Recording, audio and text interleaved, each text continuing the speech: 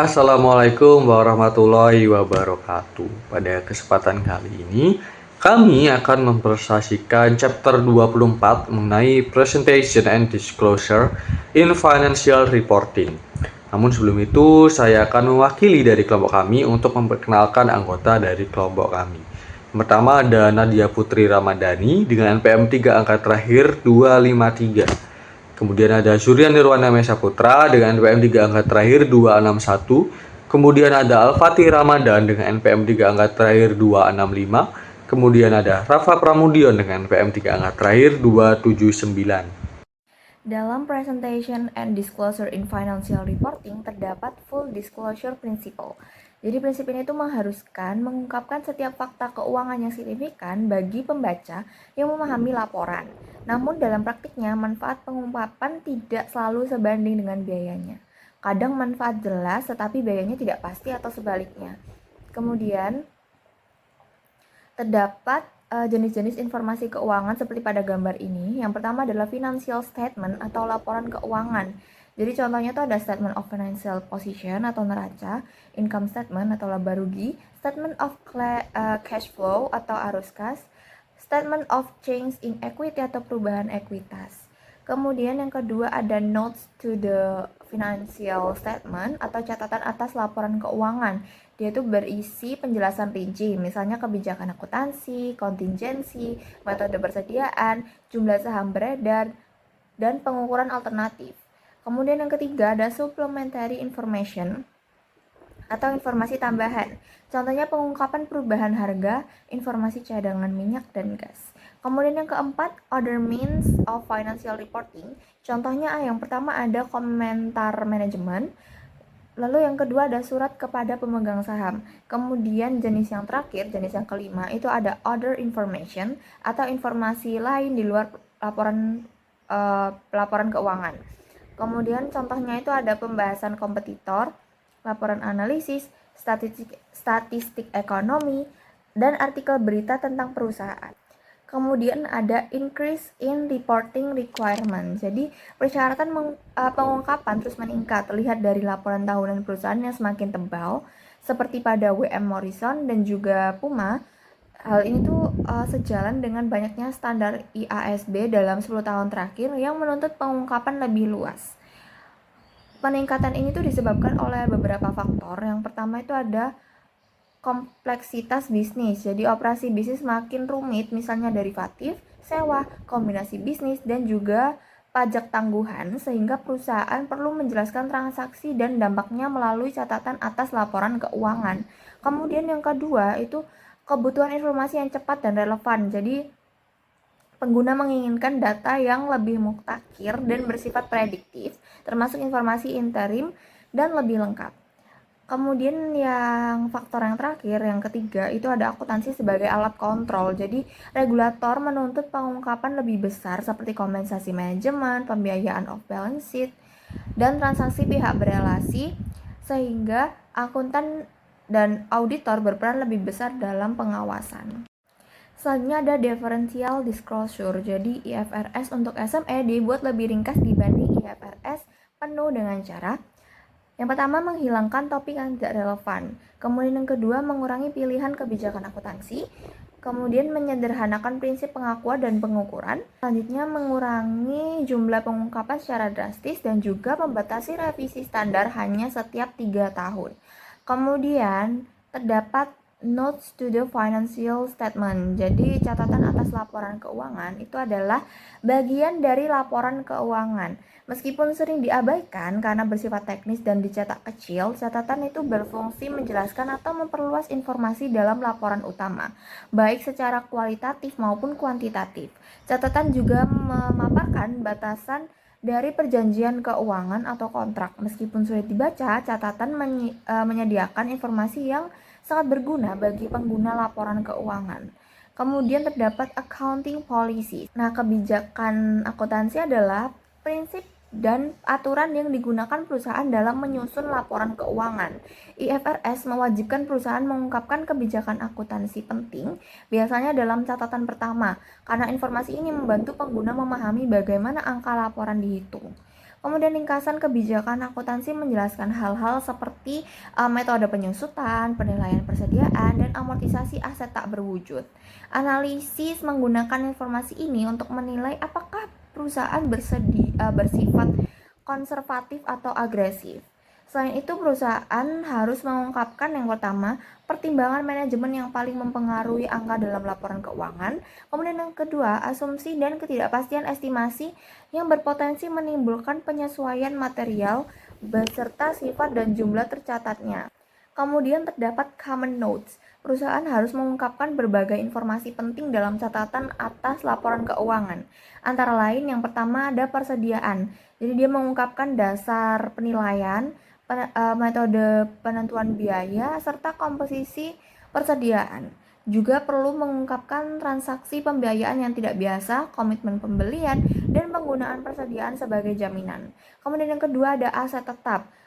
Dia itu mengungkapkan dasar penilaian, adanya jaminan atau komitmen terkait aset, beban depresiasi, saldo setiap kelompok aset, akumulasi depresiasi, metode penyusutan, serta penjelasan atas penurunan nilai. Kemudian yang ketiga ada kewajiban.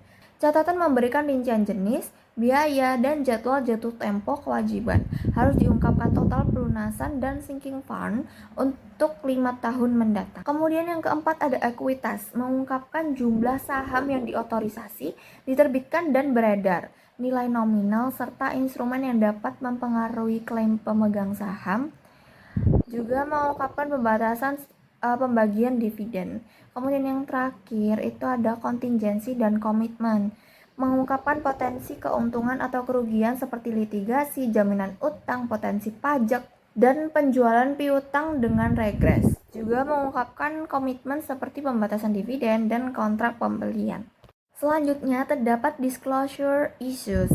Yang pertama ada related party transaction. Jadi ini tuh terjadi ketika perusahaan bertransaksi dengan pihak yang mampu mempengaruhi kebijakan perusahaan seperti pemegang saham mayoritas, direksi, perusahaan afiliasi, atau anggota keluarga manajemen. Karena tidak selalu dilakukan secara arm's length atau harga pasar yang wajar, transaksi ini tuh perlu pengungkapan khusus meliputi yang pertama, hubungan antara pihak-pihak yang terlibat, nilai transaksi dan saldo yang masih terutang, jaminan, komitmen, dan syarat khusus yang ada. Lalu yang terakhir penyisian piutang ragu-ragu dari transaksi tersebut. Nah, pengungkapan ini tuh penting agar pengguna laporan keuangan memahami apakah transaksi tersebut wajar atau mengandung potensi konflik berkepentingan. Kemudian yang kedua itu ada errors. Jadi ini adalah kekeliruan yang tidak disengaja dalam pencatatan atau pelaporan keuangan. Contohnya bisa berupa salah hitung, salah klasifikasi akun, lupa mencatat transaksi, atau menerapkan kebijakan akuntansi yang keliru. Ketika ditemukan, laporan keuangan harus diperbaiki agar kembali mencerminkan informasi yang benar. Kemudian isu yang terakhir, yang ketiga itu ada fraud. Jadi dia itu adalah tindakan sengaja untuk menipu, memalsukan, atau memanipulasi informasi keuangan demi keuntungan pribadi atau untuk membuat laporan keuangan tampak lebih baik daripada kondisi sebenarnya. Di sini tuh ada dua jenis fraud. Yang pertama ada misappropriation of asset, yaitu penyalahgunaan atau pencurian aset perusahaan seperti pencurian kas, manipulasi pengeluaran, atau penggelapan persediaan. Kemudian yang kedua itu ada fraudulent financial reporting. Ini tuh manipulasi laporan keuangan seperti melebihkan pendapatan, menyembunyikan kewajiban, atau mengubah angka akuntansi secara sengaja. Nah, karena sifatnya sengaja dan sulit untuk dideteksi, maka jika fraud ditemukan, itu perusahaan harus segera memperbaiki laporan keuangan dan auditor memberikan perhatian khusus terhadap pengungkapan dan implikasinya. Selanjutnya terdapat subsequent events. Nah, subsequent events ini memiliki dua jenis. Yang pertama adalah adjusted subsequent events. Jadi dia ini adalah kejadian setelah tanggal laporan yang memberikan bukti tentang kondisi yang sudah ada sebelumnya, sehingga laporan keuangan itu harus disesuaikan. Contohnya kebangkrutan pelanggan atau penyelesaian gugatan yang berasal dari peristiwa sebelum tanggal laporan. Kemudian untuk jenis yang kedua itu ada non-adjusted subsequent events. Jadi Dia adalah kejadian yang mencerminkan kondisi baru setelah tanggal laporan, sehingga tidak memerlukan penyesuaian tetapi perlu diungkapkan jika signifikan, seperti kerugian akibat kebakaran atau banjir setelah periode pelaporan. Kemudian ada reporting for diversified companies. Jadi dalam lingkungan bisnis tertentu, perusahaan sering melakukan diversifikasi usaha seperti Siemens AG yang bergerak di teknologi energi, produk konsumen, dan layanan keuangan. Ketika perusahaan sangat beragam, investor dan analis membutuhkan informasi lebih rinci mengenai masing-masing segmen bisnis. Maka mereka ingin melihat laporan laba rugi, posisi keuangan, dan arus kas per segmen agar dapat memahami kontribusi masing-masing unit terhadap profitabilitas, risiko, dan juga potensi pertumbuhan perusahaan. Nah, informasi gabungan dalam laporan konsolidasian sering menyembunyikan detail penting sehingga analisis tidak dapat mengetahui segmen mana yang berkinerja baik atau buruk. Nah, contohnya terdapat pada gambar yang ada di slide ini. Lalu selanjutnya dalam pelaporan untuk perusahaan terdisverifikasi ini juga ada tujuan pelaporan informasi segmentasi atau objective of reporting segmented information. Jadi di sini tujuan pelaporan data keuangan tersegmentasi ini adalah untuk memberikan informasi tentang berbagai jenis kegiatan bisnis di mana suatu perusahaan ini terlibat dan berbeda lingkungan ekonomi tempat perusahaan beroperasi. Jadi untuk memenuhi tujuan ini akan membantu penggunaan laporan keuangan melakukan yang pertama lebih memahami kinerja perusahaan, lalu menilai prospek arus kas bersih masa depan dengan baik, dan membuat penilaian yang lebih terinformasi tentang perusahaan secara keseluruhan. Lalu ada prinsip dasar atau basic principles. Jadi laporan keuangan ini dapat dipilih dengan beberapa cara. Misalnya laporan keuangan dapat dipilih berdasarkan produk atau layanan, berdasarkan geografi, berdasarkan badan hukum, atau berdasarkan jenis pelanggan. Nah, pendekatan manajemen ini mencerminkan bagaimana manajemen mengelompokkan perusahaan untuk membuat keputusan operasional. Segmen-segmen tersebut ini terlihat dari komponen-komponen struktur organisasi perusahaan. Nah, komponen ini itu disebut segmen operasi. Lalu selanjutnya ada mengidentifikasi segmen operasi atau identifying operating segment. Jadi sebuah segmen operasi ini merupakan komponen suatu perusahaan. Yang pertama, yang terlibat dalam aktivitas bisnis yang menghasilkan pendapatan dan mengeluarkan beban. Lalu hasil operasinya ditinjau secara berkala oleh kepala pengambilan keputusan operasi perusahaan untuk menilai kinerja segmen dan mengalokasikan sumber daya ke segmen tersebut. Lalu untuk informasi keuangan, diskrit yang tersedia yang dihasilkan oleh atau berdasarkan sistem pelaporan keuangan internal. Lalu perusahaan dapat menggabungkan informasi tentang dua atau lebih segmen operasi hanya jika segmen tersebut memiliki karakteristik data yang sama di setiap area berikut. A. Sifat produk dan layanan yang disediakan. B. Sifat proses produksi. C. Jenis atau kelas pelanggan. D. Metode pendistribusian produk atau jasa. E. Jika berlaku, ini sifat lingkungan peraturan. Lalu selanjutnya ada konsep dasar. Jadi penggunaan laporan keuangan menunjukkan bahwa perusahaan ini multi segmen, mengoperasikan berbagai bisnis yang memiliki peluang dan risiko investasi serta mempertajam prediksi. Karena nilai prediktifnya, penyediaan informasi segmen merupakan prioritas tertinggi. Untuk mengilustrasikan persyaratan ini, kita asumsikan sebuah perusahaan telah mengidentifikasi 6 segmen pelaporan yang mungkin seperti ada di ilustrasi tabel ini. Segmen A, total pendapatan tidak terafiliasi senilai 100, operasi laba rugi 100, dan dapat diidentifikasi asetnya 60. Ini ada segmen A, B, C, D, E, dan F. Dan ini ada total dari revenue, operating profit, indivisible asset. Nah, ini totalnya 2150, 85, dan 970. Jadi perusahaan akan menerapkan pengujian masing-masing sebagai berikut.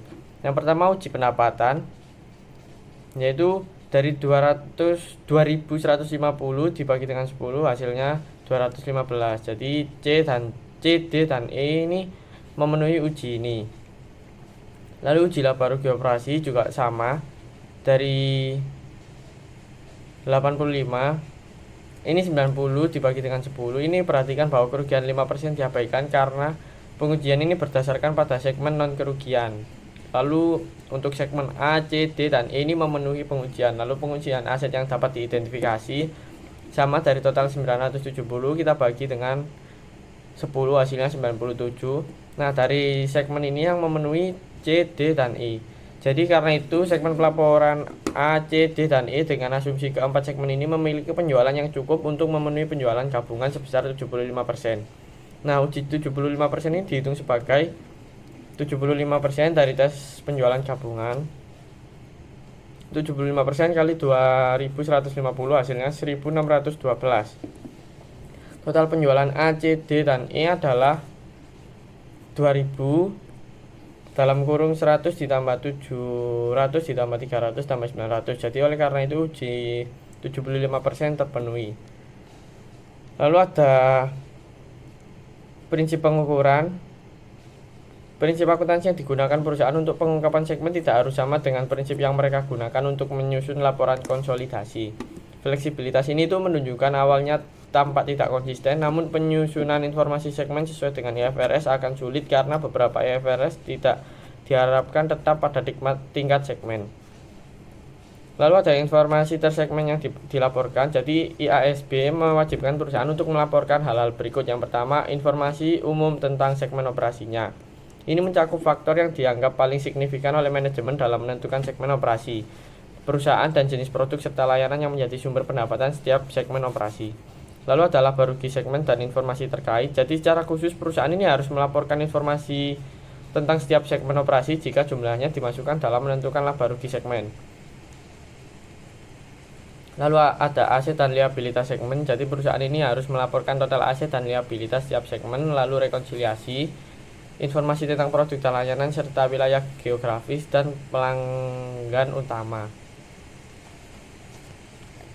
Lalu selanjutnya ada pengungkapan segmen. Ilustrasi dari pengungkapan segmen. Dari tabel ini ada data dari Equinor, data segmen untuk tahun yang berakhir pada 31 Desember. Nah, ini ada keterangannya dalam juta USD sepanjang tahun 2018, pendapatan pihak ketiga, pendapatan antar segmen, laba rugi bersih, total pendapatan dan lain-lain, dan di sini tertera jumlahnya yang menghasilkan total tidak lancar asetnya 86.452. Lalu selanjutnya ada interim report atau laporan interim. Jadi sumber informasi lain bagi investor ini adalah laporan interim. Jadi seperti disebutkan sebelumnya, laporan interim ini mencakup periode kurang dari setahun. Nah, Bursa Efek, regulator pasar, dan profesi akuntansi memiliki kepentingan aktif dalam penyajian informasi interim ini. Konsep dasarnya ini adalah agar informasi relevan. Informasi tersebut ini harus tersedia bagi para pengambil keputusan sebelum kehilangan kapasitasnya untuk mempengaruhi keputusan mereka. Pelaporan interim ini adalah contoh yang sangat baik dari konsep ini. Lalu ada persyaratan pelaporan interim. Jadi umumnya perusahaan ini harus menggunakan kebijakan akuntansi yang sama untuk laporan interim dari tahunan. Jadi mereka ini harus mengikuti pendapatan pada periode interim dengan dasar yang sama seperti yang dilakukan untuk periode tahunan. Jadi perusahaan ini harus menggunakan metode penetapan harga persediaan yang sama seperti FIFO, biaya rata-rata, dan lain-lainnya. Nah, untuk laporan interim tahunan. Namun perusahaan ini dapat menggunakan metode laba kotor untuk penetapan harga persediaan interim. Namun mereka harus mengungkapkan metode dan penyesuaiannya agar sesuai dengan persediaan tahunan. Lalu ada pendekatan discrete. Jadi dengan pendekatan discrete ini perusahaan mencatat perusahaan dan beban dalam laporan interim sesuai dengan prinsip pengakuan pendapatan dan beban. Ini termasuk biaya dan beban selain biaya produk. Tidak ada akrual atau penangguhan untuk mengantisipasi peristiwa masa depan selama tahun tersebut yang boleh dilaporkan. Lalu ada pengungkapan interim. Jadi IFRS ini tidak mewajibkan penyajian laporan keuangan lengkap pada tanggal pelaporan interim. Sebaliknya, perusahaan ini dapat mematuhi persyaratan tersebut dengan menyediakan laporan keuangan ringkas dan catatan penjelasan terpilih. Karena penggunaan laporan keuangan interim ini juga memiliki akses ke laporan keuangan tahunan terbaru. Nah, perusahaan ini hanya perlu memberikan penjelasan tentang peristiwa dan transaksi penting sejak akhir periode pelaporan tahunan tersebut. Perusahaan ini minimal harus melaporkan data-data interim. Yang pertama, pernyataan bahwa kebijakan akuntansi dan metode perhitungan yang sama diikuti dalam laporan keuangan interim ini dibandingkan dengan laporan tahun terkini atau jika kebijakan atau metode tersebut telah diubah. Lalu komentar penjelasan tentang musim atau siklus operasi interim, lalu sifat dan jumlah pos yang memenuhi aset, liabilitas, ekuitas, laba bersih atau arus kas yang tidak biasa karena sifat ukuran atau kejadiannya. Lalu sifat dan jumlah perubahan kebijakan akuntansi dan estimasi jumlah yang dilaporkan sebelumnya, penerbitan, pembelian kembali, lalu dividen dibayarkan, segmentasi informasi seperti yang dipersyaratkan dalam segmen operasi tadi, lalu perubahan liabilitas kontingensi atau aset kontingensi sejak akhir periode pelaporan tahun terakhir, dampak perubahan komposisi perusahaan selama periode interim. Lalu yang terakhir, peristiwa material lain setelah berakhirnya periode interim yang belum tercermin dalam laporan keuangan untuk periode interim. Lalu selanjutnya ada unique problem of interim reporting atau masalah unik dalam laporan interim. Jadi IFRS ini mencerminkan preferensi untuk pendekatan diskrit. Namun dalam pedoman umum ini terdapat sejumlah masalah pelaporan unik yang berkaitan dengan yang pertama ada pajak penghasilan. Jadi tidak setiap dolar penghasilan kena pajak perusahaan dapat dikenakan pajak dengan tarif yang sama jika tarif pajaknya progresif. Aspek pajak penghasilan bisnis ini menimbulkan masalah dalam penyusunan laporan keuangan interim. Haruskah perusahaan menggunakan pendekatan tahunan, yang mana yang menganualisasikan pendapatan hingga saat ini dalam menghitung pajak penghasilan proporsional untuk periode hingga saat ini, ataukah harus mengikuti pendekatan prinsip marginal? Nah, IFRS ini mengharuskan penggunaan pendekatan tahunan, yaitu beban pajak penghasilan diakui setiap periode interim berdasarkan estimasi terbaik dari tarif pajak penghasilan tahunan rata-rata tertimbang yang diharapkan untuk tahun buku penuh. Lalu ada musiman. Musiman ini terjadi ketika sebagian besar penjualan perusahaan terjadi dalam periode pendek dalam setahun, sementara biaya-biaya tertentu tersebar merata sepanjang tahun. Nah, di sini ada ilustrasi contoh data untuk musiman. Nah, untuk mengilustrasikan mengapa musiman menjadi masalah, ini ada harga jual per unit senilai $1, lalu ada annual sales atau penjualan tahunan untuk periode tersebut per unit $1, mendapatkan penjualan sekitar sejumlah 100.000. Lalu ada biaya untuk produksi, ada biaya variabel dan biaya tetap atau fixed cost. Variabelnya 10 sen per unit, $10 per unit. Lalu untuk fixnya 20 per unit atau 20.000 untuk 1 tahun untuk penjualan senilai 100.000 ini. Lalu ada non factoring cost, variabelnya 10 per unit dan fixnya 30 per unit, yaitu 30.000 untuk 1 tahun. Lalu ada sales data of seasonality example atau data penjualan untuk musiman. Kuartal 1 presentasi penjualannya 20%, yaitu 20.000 penjualan. Lalu kuartal 2 5%, 5.000 penjualan.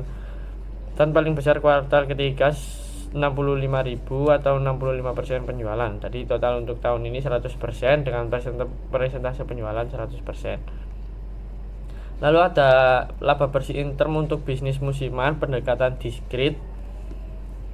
Jadi kita menghitungnya per kuartal pertama, kedua, ketiga, dan keempat. Untuk penjualan kuartal pertama, kita ambil contoh dari kuartal pertama. Untuk penjualannya 20.000, biaya produksinya tadi di atas senilai variabelnya 10 sen, yaitu ketemunya 2.000 dan biaya tetapnya 4.000. Jadi untuk total laba kotor, masih laba kotor belum dikurang dengan biaya non manufaktur ini 14.000. Lalu kita kurangi dengan biaya non faktur senilai variabelnya 2.000 dan tetapnya 7.500, menghasilkan pendapatan 4.500. Dan kita lakukan ke kuartal 1, 2, 3, dan 4. Lalu untuk periode tahun pendapatannya 30.000. Lalu ada laba bersih interim untuk bisnis musiman, pendekatan integral. Ini juga caranya kurang lebih sama, perbedaannya ini memecah beberapa masalah laporan intern. Penjualan pada kuartal pertama adalah 20% dari total penjualan tahun ini, dan laba bersih kuartal pertama adalah 20% dari total. Dalam hal ini, investor ini tidak dapat mengandalkan perkalian diberikan seperempat per empat, tetapi dapat menggunakan data perbandingan atau mengandalkan beberapa estimasi penjualan dalam kaitannya dengan pada periode tertentu. Jadi semakin tinggi tingkat musiman yang dialami perusahaan, semakin besar pula kemungkinan terjadinya distorsi biaya karena tidak ada pedoman pasti untuk menangani pos-pos seperti biaya tetap non-faktur. Lalu selanjutnya ada Auditor and Management Report. Jadi laporan audit dan manajemen di sini adalah laporan auditor. Ini adalah sumber informasi penting lainnya yang sering diabaikan. Jadi seorang auditor ini adalah seorang profesional akuntansi yang melakukan pemeriksaan independen terhadap data akuntansi sebuah perusahaan. Lalu ada opini audit. Jika yakin bahwa laporan keuangan menyajikan posisi keuangan, hasil operasi, dan arus kas secara wajar sesuai dengan IFRS, auditor ini menyatakan tidak dimodifikasi opini. Nah, ini ada contoh, ilustrasi contohnya dari Puma SE, laporan auditor. Jadi dalam menyiapkan laporan, auditor ini mengikuti standar pelaporan ini. Laporan tersebut itu menyatakan apakah laporan keuangan sesuai dengan kerangka pelaporan keuangan IFRS dan menjelaskan tanggung jawab direksi dan auditor sehubungan dengan laporan keuangan. Lalu laporan mengidentifikasikan keadaan-keadaan di mana perusahaan tidak secara konsisten mematuhi kebijakan tersebut pada periode berjalan dibandingkan dengan periode sebelumnya. Lalu pengguna harus menganggap pengungkapan informatif dalam laporan keuangan cukup memadai kecuali laporan menyatakan sebaliknya. Lalu laporan tersebut memuat pernyataan pendapat atas laporan keuangan secara keseluruhan atau pernyataan yang menyatakan bahwa pendapat tersebut tidak dapat diungkapkan. Lalu ada dalam keadaan tertentu meskipun tidak mempengaruhi opini auditor tanpa modifikasi, mungkin mengharuskan auditor untuk menambahkan paragraf penjelasan dalam laporan audit. Beberapa keadaan yang lebih penting adalah yang pertama, kelangsungan usaha, lalu kurangnya konsistensi, penekanan suatu hal. Misalnya auditor mungkin ingin menekankan bahwa entitas merupakan komponen dari suatu badan usaha yang lebih besar, atau tetap melakukan transaksi signifikan dengan pihak berelasi. Auditor ini menyajikan informasi penjelasan tersebut dalam paragraf terpisah dalam laporan. Namun dalam beberapa situasi, auditor ini menyatakan opini yang dimodifikasi atau opini yang dimodifikasi dapat berupa pendapat yang memenuhi syarat, lalu sebuah merugikan pendapat, atau tidak setuju pendapat. Jadi sebuah opini wajar dengan pengecualian ini mengandung pengecualian terhadap opini standar. Biasanya pengecualian tersebut ini tidak cukup besar untuk membatalkan laporan keuangan secara keseluruhan.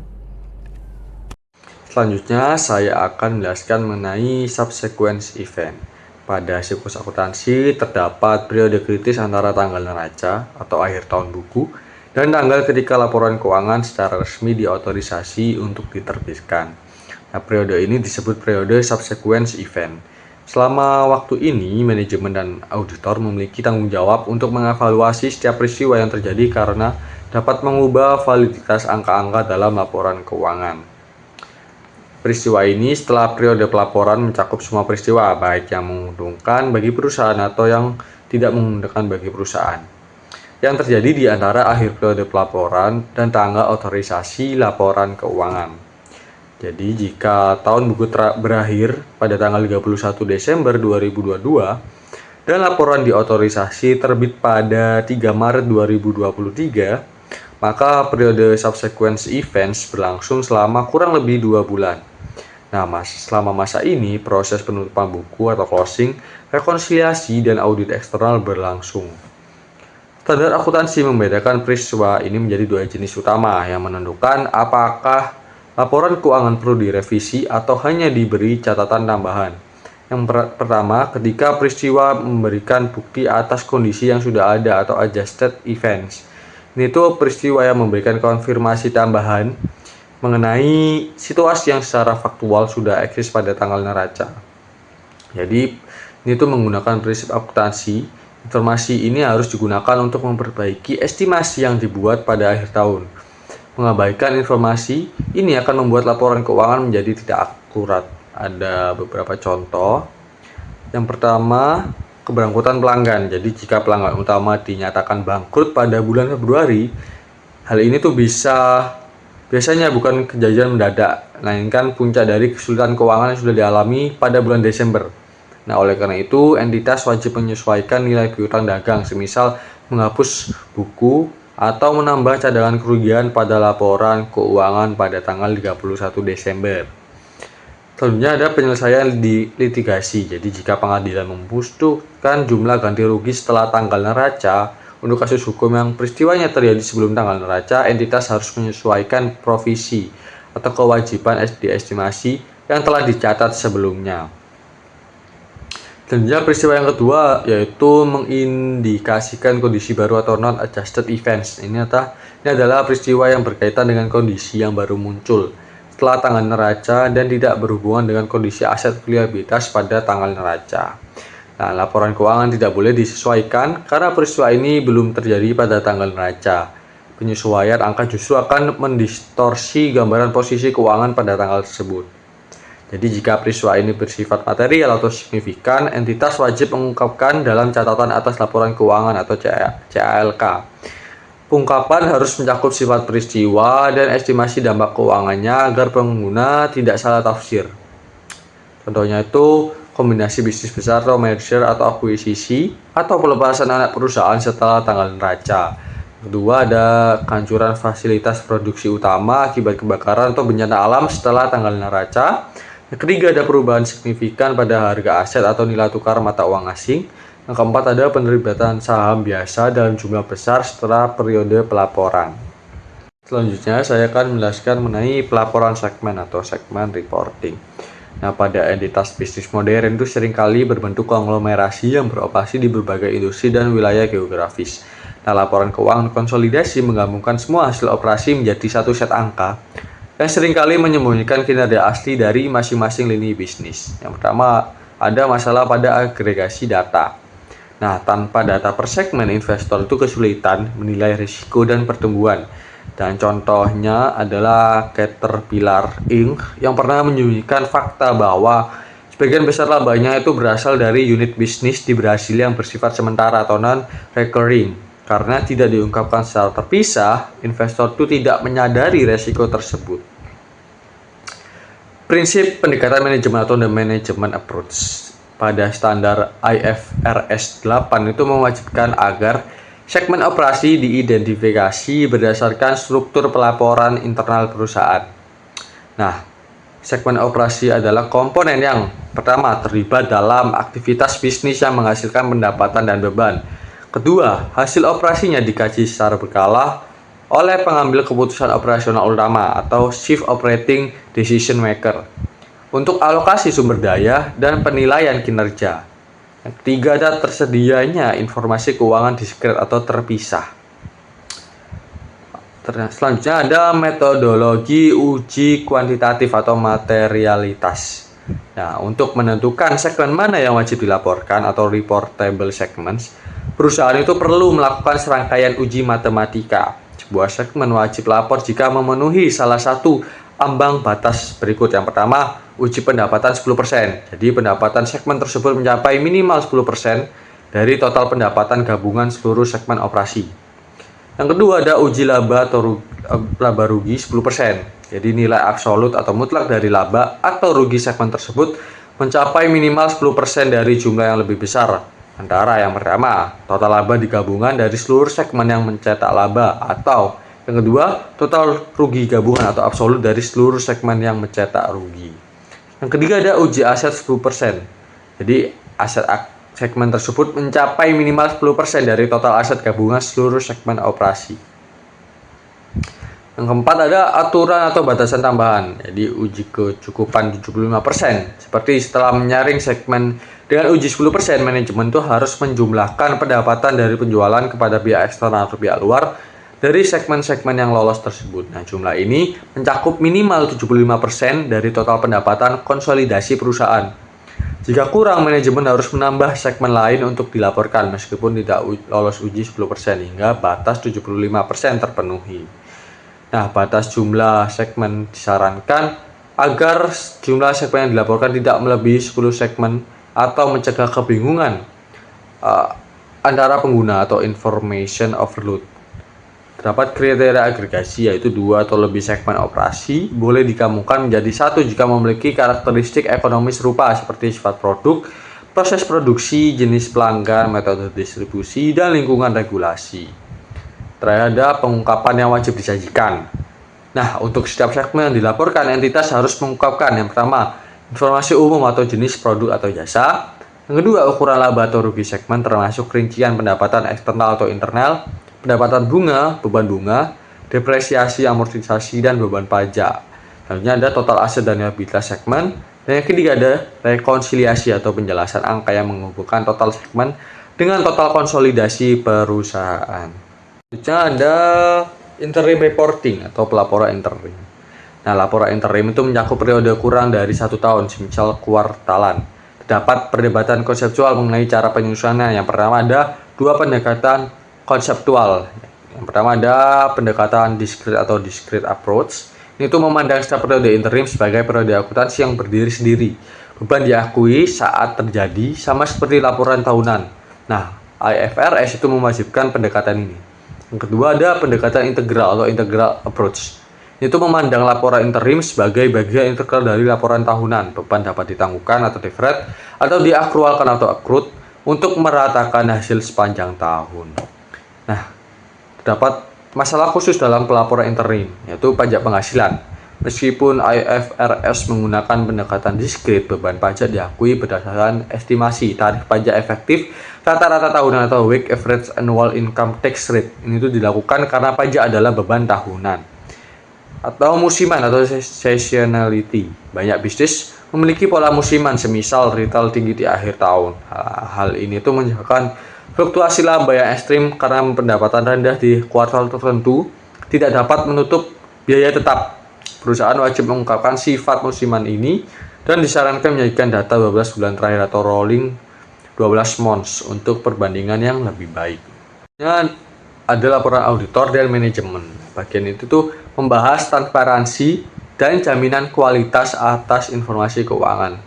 Pertama ada opini dari auditor independen. Nah, auditor itu memberikan opini atas kewajaran laporan keuangan. Yang pertama, tanpa modifikasi atau unmodified or clean. Nah, laporan keuangan disajikan secara wajar sesuai IFRS.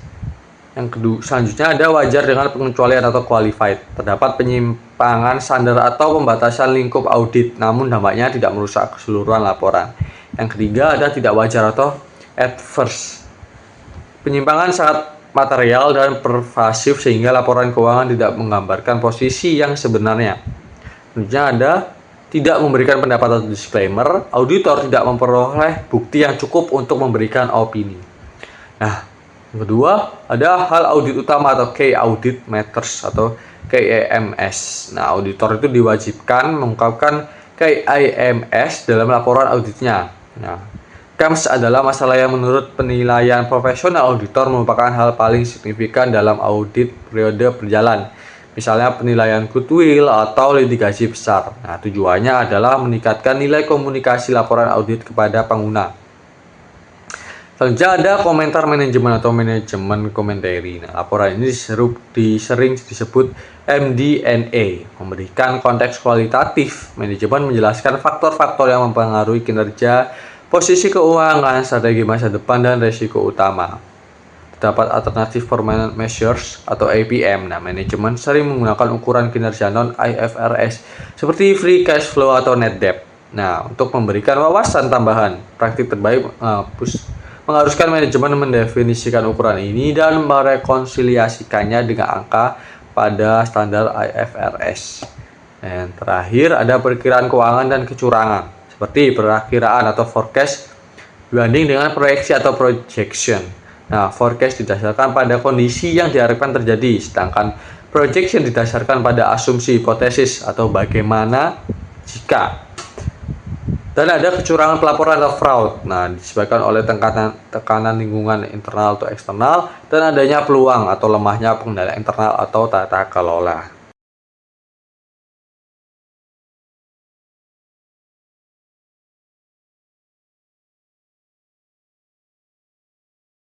Dan kita akan masuk ke analisis laporan data keuangan.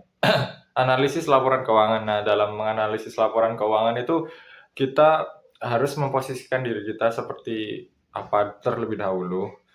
Nah, kita bisa menjadi analis sebagai manajer, investor, dan kreditor. Nah, jika kita memposisikan sebagai manajer, kita itu lebih ke fokus terhadap penjualan dan juga perencanaan jangka pendek. Nah, jika kita menjadi seorang investor, kita itu akan fokus ke jangka panjang, bagaimana perusahaan itu mampu bertahan hingga jangka panjang dan juga berkembang. Kemudian jika kita sebagai kreditor, kita itu melihat bagaimana kemampuan suatu perusahaan dalam membayar kewajiban yang dimiliki perusahaan. Nah, untuk menganalisis laporan itu kita perlu pendekatan logis terhadap analisis laporan keuangan yang terdiri dari langkah-langkah. Yang pertama itu pertama itu mengetahui pertanyaan yang ingin Anda cari jawabannya. Nah, itu seperti yang telah disebutkan sebelumnya bahwa berbagai kelompok memiliki jenis kepentingan yang berbeda-beda terhadap suatu perusahaan. Nah, dari ketiga sudut pandang itu pasti memiliki kepentingan yang berbeda-beda. Kemudian yang kedua, ketahui pernyataan-pernyataan yang dapat dijawab oleh rasio dan juga perbandingan tertentu. Nah, nantinya itu kita akan menghitungkan menggunakan beberapa rasio yang nantinya akan dibahas. Nah, kemudian yang ketiga itu cocokkan 1 dan juga 2, dan kecocokan tersebut nantinya akan dianalisis. Pernyataan akan memiliki arah dan juga tujuan yang logis. Nah, yang pertama kan kita tadi udah sempat singgung untuk bagaimana cara kita itu menghitung atau pendekatan menggunakan beberapa rasio. Nah, di antaranya itu pertama ada analisis rasio. Nah, dalam menganalisis data laporan keuangan, analisis rasio utama. Dalam menganalisis data laporan keuangan, analis itu menggunakan berbagai perangkat untuk menentukan signifikasi komparatif dan juga relatif dari informasi keuangan yang disajikan. Perangkat-perangkat itu meliputi analisis rasio, analisis komparatif, dan juga analisis persentase. Nah, di rasio utama ini ada beberapa jenis rasio. Yang pertama itu rasio likuiditas. Nah, rasio likuiditas ini dibagi menjadi 3, yaitu current ratio, yaitu bagaimana perusahaan itu bagaimana kemampuan perusahaan mampu dalam membayar hutang-hutangnya. Kemudian quick or exit test ratio dan juga current cash debt coverage. Kemudian ada rasio aktivitas. Nah, rasio aktivitas itu bagaimana rasio penjualan atau aktivitas produksi dan juga penjualan dari suatu perusahaan. Nah, itu dihitung dari beberapa komponen, yaitu account receivable turnover, kemudian inventory turnover, kemudian ada asset turnover. Kemudian yang ketiga itu ada profitabilitas, rasio profitabilitas. Nah, di rasio profitabilitas itu bagaimana keuntungan yang didapatkan dari suatu perusahaan, bisa jadi profit margin, diambil dari beberapa rasio perhitungan, yaitu profit margin on sale, return on asset atau ROA, kemudian return on ordinary share capital itu untuk investor, ya. Kemudian earning per share, ya, bagaimana pendapatan perusahaan per lembar saham. Kemudian ada payout ratio. Kemudian yang terakhir ada rasio cakupan. Nah, di rasio cakupan ini ada beberapa penilai atau hitungan, yaitu debt to asset ratio,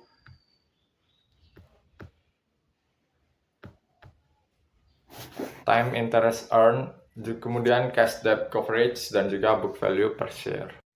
Kemudian ada analisis pendekatan yang kedua, yaitu analisis komparatif. Yaitu analisis komparatif itu menyajikan informasi yang sama untuk 2 atau lebih tanggal atau periode yang berbeda, sehingga itu nantinya akan bisa dibandingkan atau dikomparasifkan.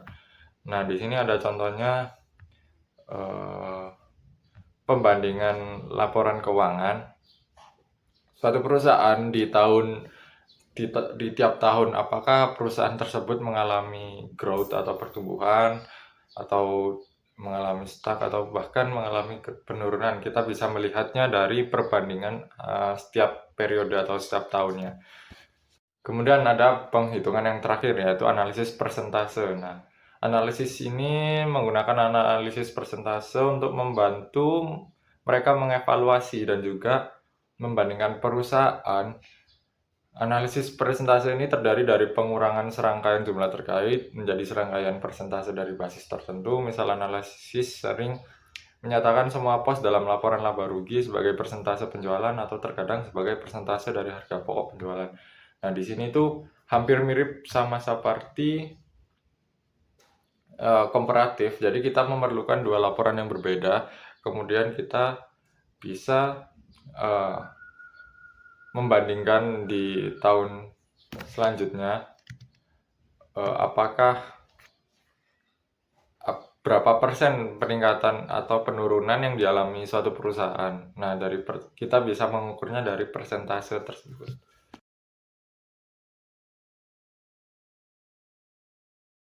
Sekian dari kelompok kami, mohon maaf jika ada salah kata dan kekurangan dalam menjelaskan materinya. Wassalamualaikum warahmatullahi wabarakatuh.